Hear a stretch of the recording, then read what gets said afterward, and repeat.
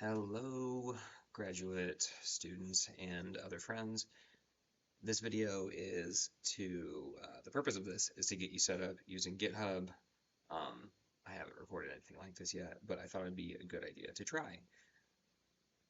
Throughout this video, I will show you how to set up your GitHub account, or at least point you in the right direction, download GitHub Desktop, download VSCode, use all of them together.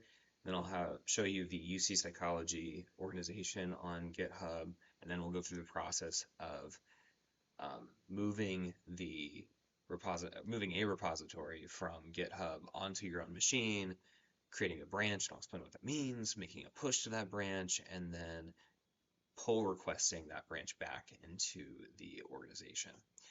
There are a lot of terms that are going to be floating out there, and there is actually a glossary already on the graduate student wiki that you can look to if any of these terms are unfamiliar or new to you. But with that said, I'm going to get started. Okay, look at this desktop view. Okay, so first thing is we're going to set up with a GitHub account. So I'm going to open up Firefox, and if you go to github.com, my github.com will be, oh no, what's going on? There we go. All right. My github.com will look differently than yours. If you go to github.com, it's going to look something like this.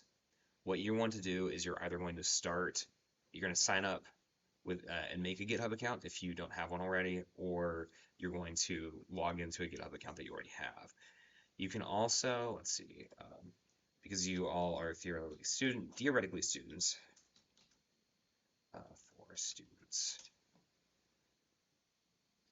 Yeah, you can try to sign up to get education status, which I know that some of you have done, but this allows you to have GitHub Copilot, GitHub's artificial intelligence built into VSCode for you, and it's really, really effective. It's a really great thing to do. So I recommend that you do that, but you'll come here, github.com, create an account if you don't have one. I already have an account, so already done with that. Now, because this is a new machine, I'm deciding to make use of this. GitHub Desktop download. I'm going to go to GitHub Desktop. I'm going to download it for Windows. You can get it for Mac. I believe that it'll probably have... I don't want to download it for Mac, but make sure that if you have a newer Mac that you're getting a Silicon download, and if you have an older Mac, you're getting an Intel download. I'm not quite sure if it'll auto-detect that or not. All right, so I'm downloading GitHub Desktop. What is GitHub Desktop? GitHub Desktop is a tool to use GitHub that is an integrated application that lives on your computer. You can do GitHub stuff using the terminal, meaning like you can operate all of GitHub just using this thing, using the PowerShell. But I think that this is a lot easier to do. It's a lot easier to do this. Let's see. All right, so I'm gonna do, use my GitHub name and email configure. Yeah, we're gonna do this, configure this, finish. Great, and here are a lot of repositories that I already have. Eventually we're gonna clone one, but your repository list might be much more limited than mine, or it might be empty. That's fine. For the purposes of this, presuming you are in the practicum, I am offering hopefully an easy way for you to get involved with using GitHub on a regular basis for this class. I'm going to, and if we go to, I can click around and go from here. I'm going to go to, yeah. I have created a repository called Practicum Scrum. This is going to be a very simple repository that we use just to keep notes for the semester, and I'm going to have you posting your notes to this using GitHub if you're one of the students who wants to be practicing using GitHub this semester. I'm going to leave that open up in a tab for now. All right, the next thing is VS Code download, which I believe I've already installed VS Code because I just habitually install it so fast on the machines that I use.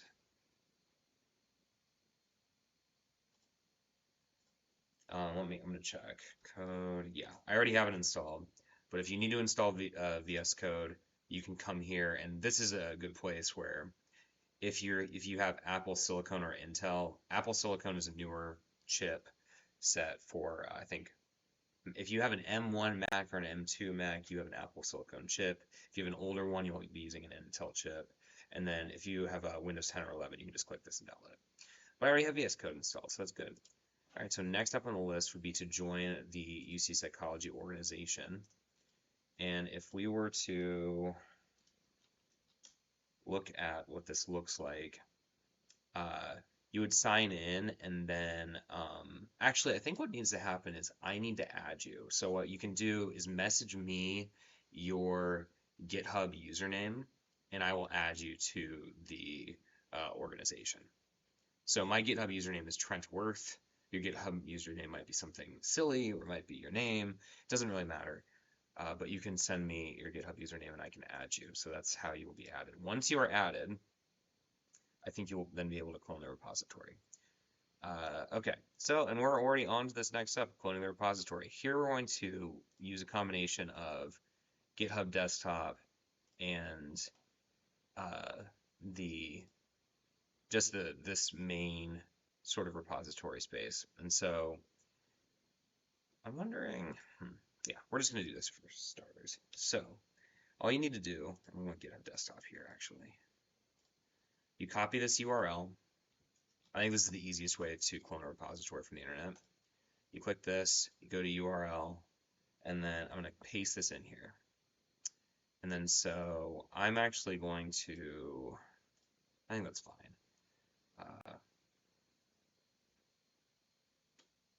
And oh wait, I don't want to actually clone the entire thing. I want to make sure I'm cloning the Practicum Scrum. See, this says I was cloning this, and that's not a repository, that's a web page. So now you can see, and this is what it should look like. You should have a GitHub folder, and then each of your repositories should live as a folder within that main GitHub folder. And so I'm going to hit clone, and it should be really fast because there's almost nothing in there right now. Okay, cool. And now we are in GitHub Desktop, and I think for now we can leave this space. So I'm going to use the Practicum Scrum as an example, but we can think of the wiki and all these sorts of things in the same way. When there are no changes here, there's an Open in Visual Studio Code button. You can hit that and it will open Visual Studio Code with the folder of Practicum Scrum as your kind of home space. I believe you can also right-click this. If there are a bunch of changes and you want to open it anyway, you can hit Open in Visual Studio Code that way as well.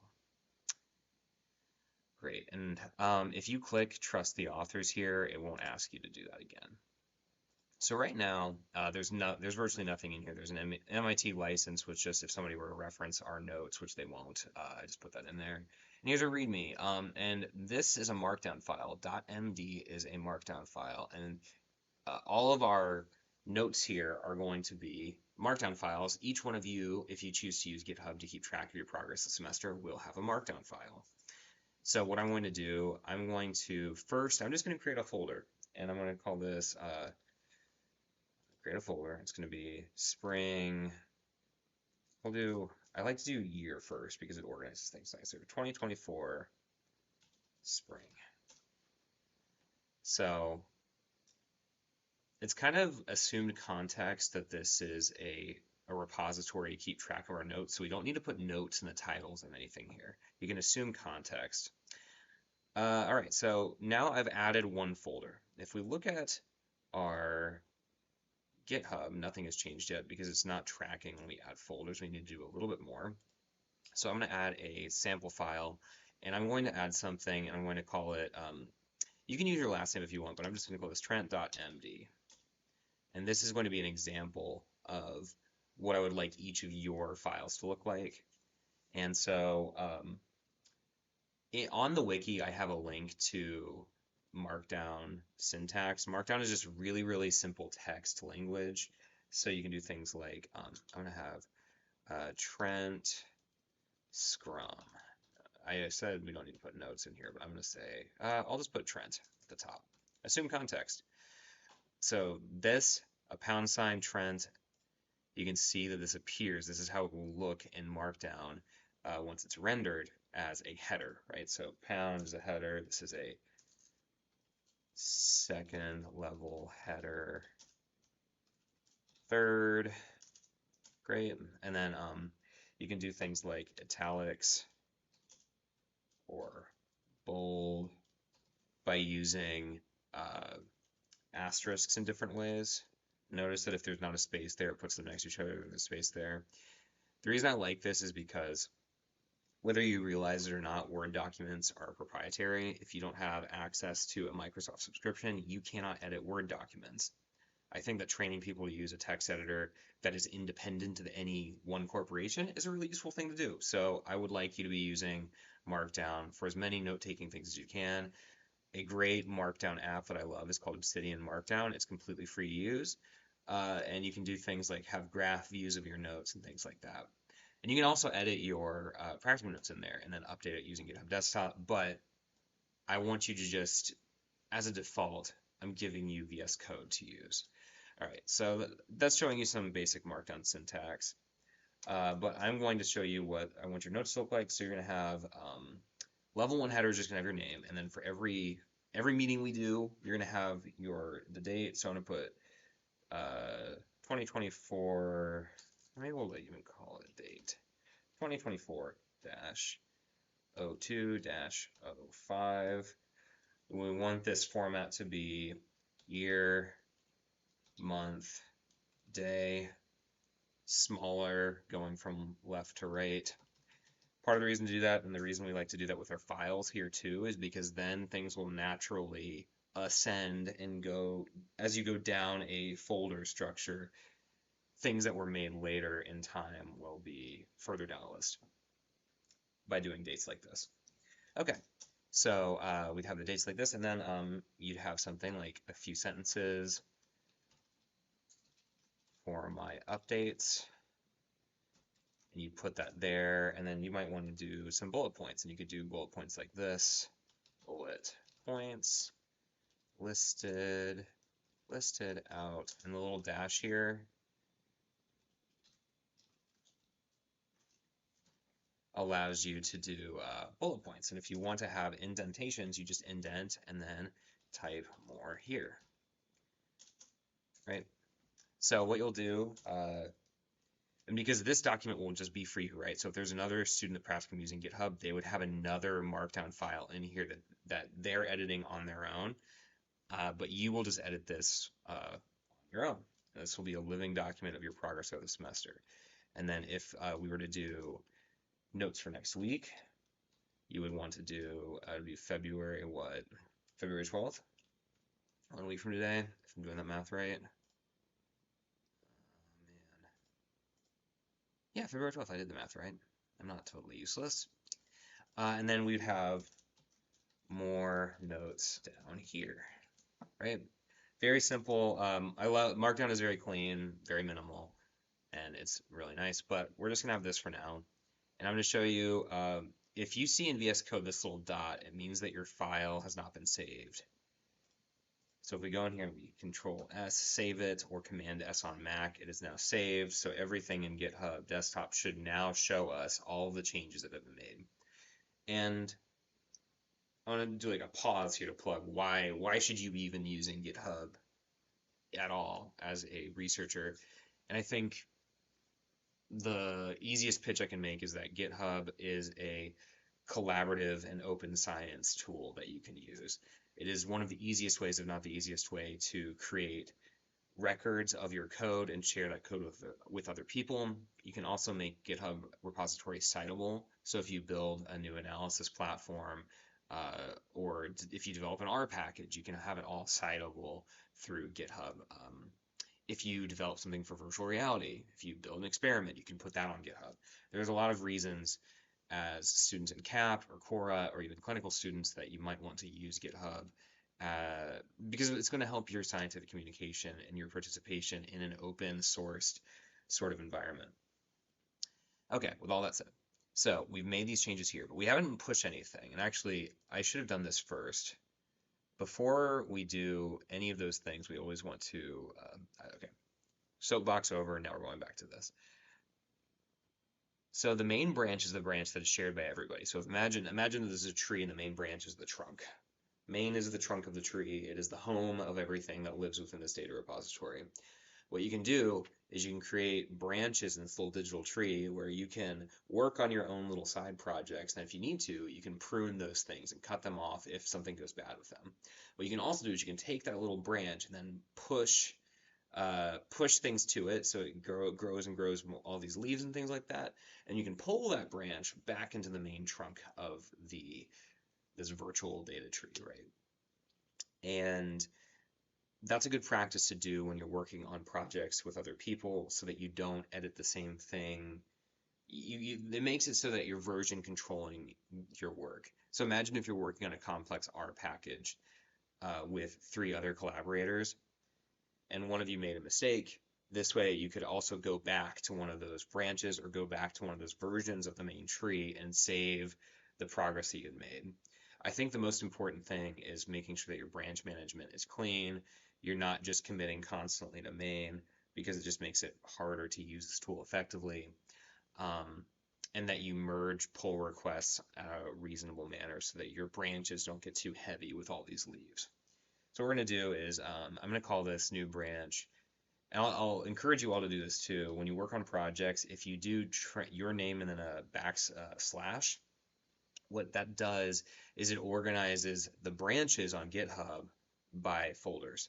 So like if Amu, for example, had her branch on here, she could write Amu slash, I could have Trent slash, and then whatever our branch names would, they'd be collected underneath our names. And each individual can have multiple branches if they wanted to. This will be a very simple repository and that won't happen. But I do think that having your name and a slash to create a folder for your branches in a project is good practice to do. So I'm going to practice that now. So I'm going to call this Trent. I'm going to call this Scrum initialization. Don't put spaces between things. Spaces are not read well by computers anywhere. So always do dashes, do these hyphens between things. So I want to create this new branch. I'm going to create, the branch is asking me to do this again. Your new branch will be based on your current checked out branch, yes. And I want to bring my changes with me. So this is asking me to do this because I had made changes to my main branch before I had created this new one. But what I really want to do is I want to have these new leaves grown on a branch rather than growing them off of the trunk. So I'm going to switch branches and I'll ask you to publish this. GitHub Desktop is nice because there are all these big buttons that allow you just to engage with this pretty effectively. I have now published that. And so now when I add to this, well, actually here, I want to show you really quick. If we look at, so you see right now it says 1 branch. If I refresh the page, it'll show 2. Now I can look at that there's this new branch called Trent / Scrum initialization. And now if I go into GitHub Desktop again, I will say setting up Trent.md. That's the name of this push request. This is the name of the leaf. If we're using this tree analogy, every time you push to your branch, you're adding a leaf to it.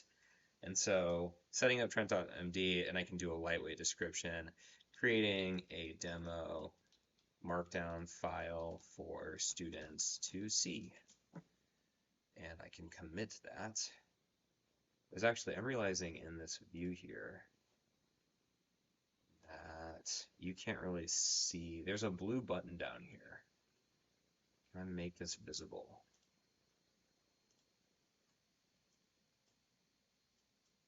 There we go. I'm going to try to make this screen a little smaller. Sorry, using a video recording tool live. There's a little button down here. This little button's important. So I'm going to make this even smaller so you can really see everything. This icon, Obsidian, by the way, Firefox, GitHub Desktop, VSCode. That's what those icons are. Okay. So commit is adding a leaf to our branch. I am going to commit. And then I can keep working on my, if I do more changes here. If I do more changes and I save those, I can go in here and you can see I added 2 lines and I added this text, more changes here. I think that generally speaking, they like to have little extra lines there. I go here, yeah, you see that goes away. A lot of code, for whatever reason, Python, a lot of other languages, like to have one empty line at the end of files. So I'm just going to do that. So I like to make our machines happy in case they uprise against us one day. All right, so we can see we've had a change, and I'm going to add another little leaf to this, this branch. Adding, I'm just going to call this demo text. If you make really, really small changes to projects, you don't need to give a description, but calling it something that makes sense is useful. So what we're going to do, we now have two changes we can see in two different places. We have two local commits waiting to be pushed to GitHub. You can hit Control P, Command P on Mac, or you can click this button. I'm going to click this button for now. Now, this is already saying preview pull request, and we'll do that in a second. But I want to look at GitHub, refresh this page. You see now it says that this branch is 2 ahead of main. This is always in reference to this main trunk here.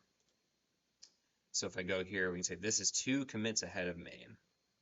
And I can create a pull request within GitHub, but you can also click here to preview your pull request, and it will show you what it looks like. These are all the changes that you've made. And in this simple Scrum Practicum oriented repository, the changes should always be really simple. So I'm going to create a pull request.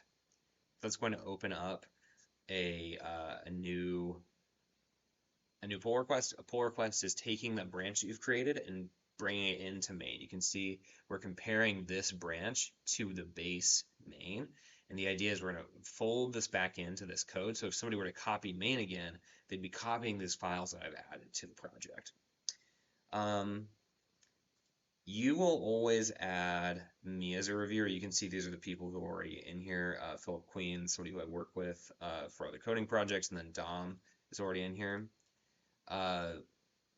You should always add me as a reviewer for these pull requests, as I am kind of doing the project management sort of role of our Scrum Practicum stuff.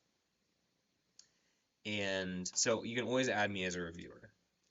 And so I am in here as, it's not going to show me, but my username is Trent Worth. So you can add me like that.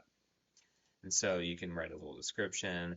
Trent demos how to set up GitHub, create branches, make commits, leaves on the branches, push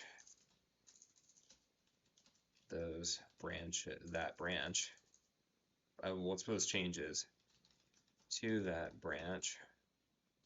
And just so you know, so if you don't push those changes from your local machine to that branch, and let's say you were to log onto another computer, you wouldn't be able to access those changes that you made. You have to push them off of your machine, and that's what puts those on the internet. And then, so you push the changes onto your branch, and you take your branch, and then we can merge the branch back into main. All these different things.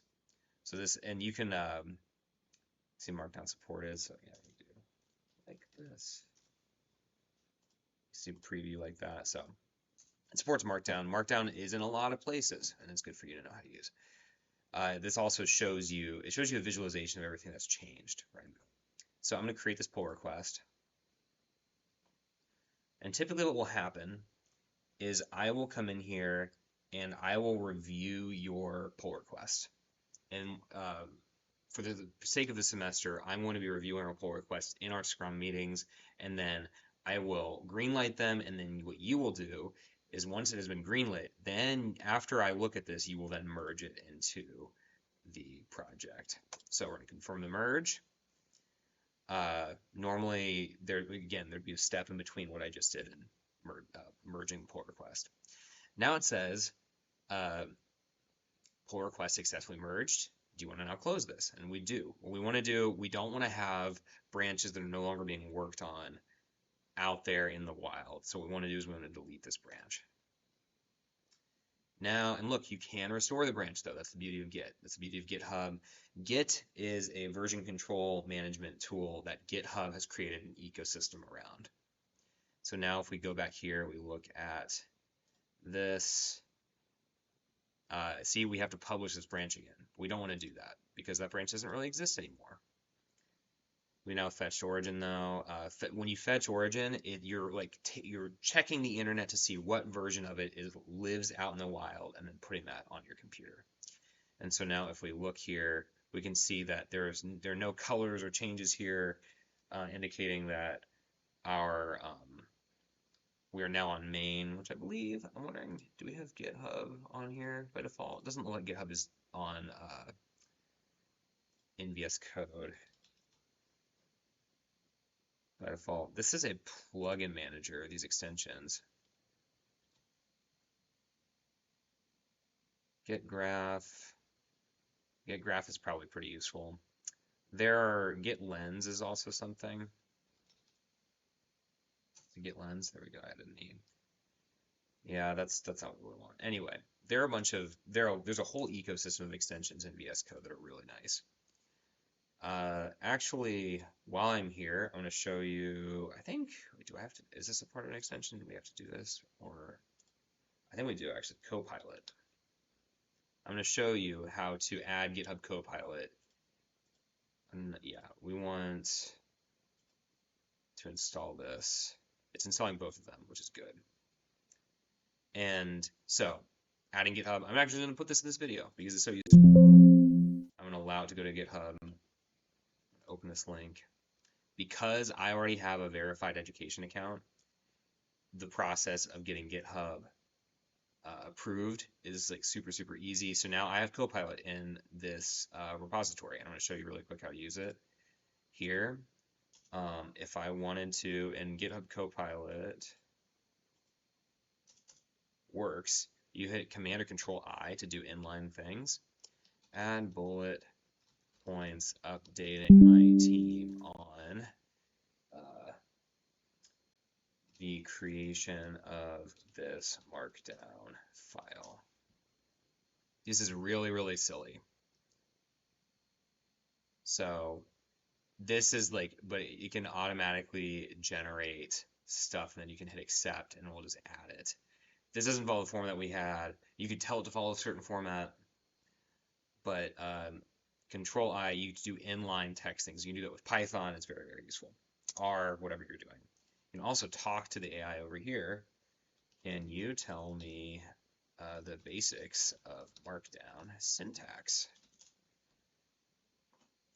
And if you do that, it's going to go in here and break down all of these really basic things for you and show you how to use Markdown in your code editor. This is a really simple, very powerful thing for you to do. I want you to be motivated to be using this throughout your entire professional career, because this is the way that the world is going to be working.